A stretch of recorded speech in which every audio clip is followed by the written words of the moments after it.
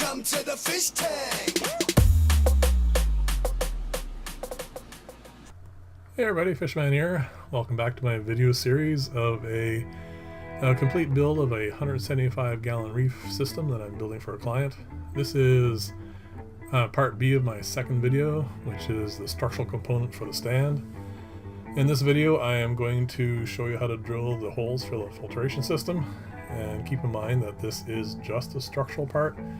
The aesthetic part will be done later on once the client chooses what kind of format that's going to take. So without any further ado, let's get on to showing you how to drill the holes. First I need to bring in the piece of plywood I'll actually be building the tank on. I don't build tanks directly on the stand. I always use a piece of plywood in between the two.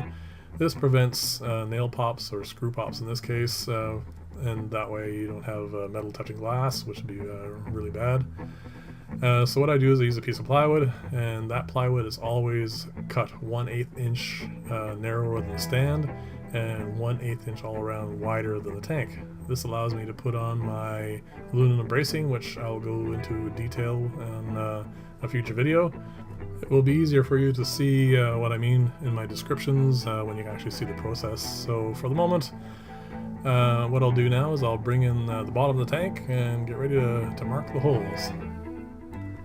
So what I'm going to do now is I'm going to take that underlay plywood that I'm using and the bottom of the tank, and I am going to basically position them where they will be in the final build. I don't need to be too accurate because I am going to cut the holes much larger than they are required for fitting the filtration system.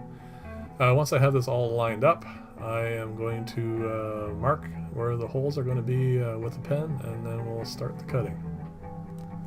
First I'll move the glass bottom out of the way, and then what I'll do is I will take my compass, which is a compass I use for scribing leather, and I will set it up to 1 inch.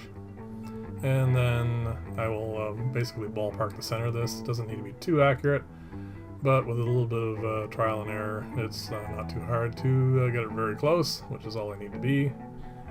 And a couple more shifts here and we should be all set. Alright, looks like we have it now, so what I'll do is I'll bear down on it a bit and mark where the hole is. And then I'll take the measuring tape and I will bring the compass out to 1.5 inches, which will give me a 3-inch hole, which is more than large enough for this particular project. And then I already have the center, so what I'll do is I'll scribe the 1.5 inches, or now, sorry, 1.5 inches wide. Now 3-inch hole. And when I was doing this, I checked on the video and I realized that the line I'm scribing is, as you can see here, very hard for you guys to see. I can see it quite plainly, but it didn't show up very well in the video, so what I'm going to do is I am going to mark that with a pen so that you can see what the process is a lot easier. Once I'm done marking this so that you can see it better, what I'm going to do is I'm going to take my 2-inch hole saw and I am going to cut out the original hole.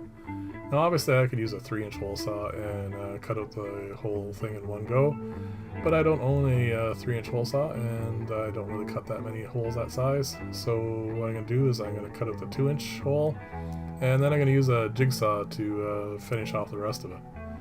Now I have left this underlay piece of plywood exactly where it's going to be in the final build, so when I cut through here I'm going to automatically mark in the stand below where I'm going to be able to cut the next hole.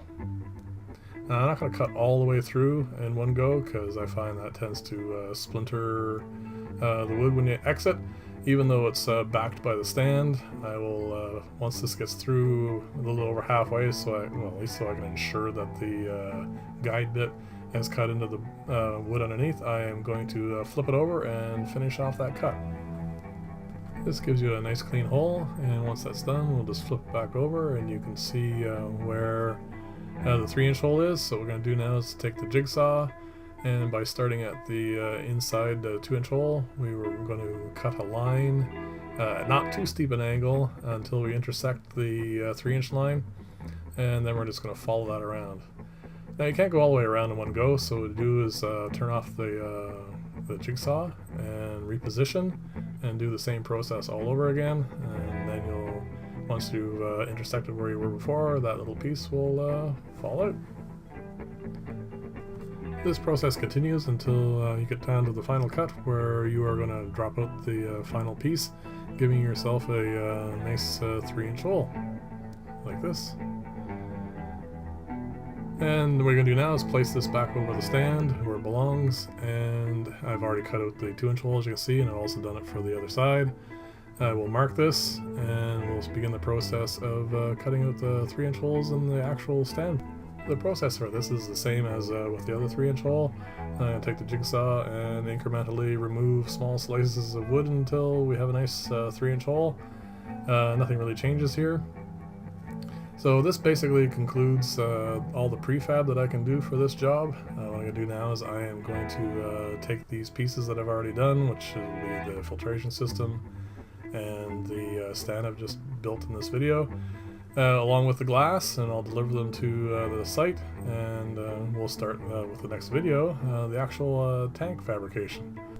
I know in video 1 I said that in video 3 and possibly video 4 I was going to finish off the fabrication for the filtration system, but unfortunately due to constraints at the job site I won't be able to do that probably until a future video.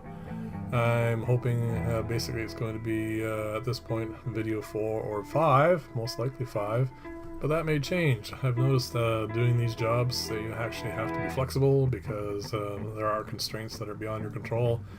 And so what will happen is as these videos progress, I will give you more solid updates on which videos are going to contain which things. But guaranteed, next video will be the tank build. So thank you very much for watching, and I will see you in video 3. Hey everybody, thank you for watching my video. If you liked it, please slap a like below, or if you want to see more of this type of video or some of my other work, please subscribe to my channel. And I will see you there. Thank you very much for watching. Bye for now.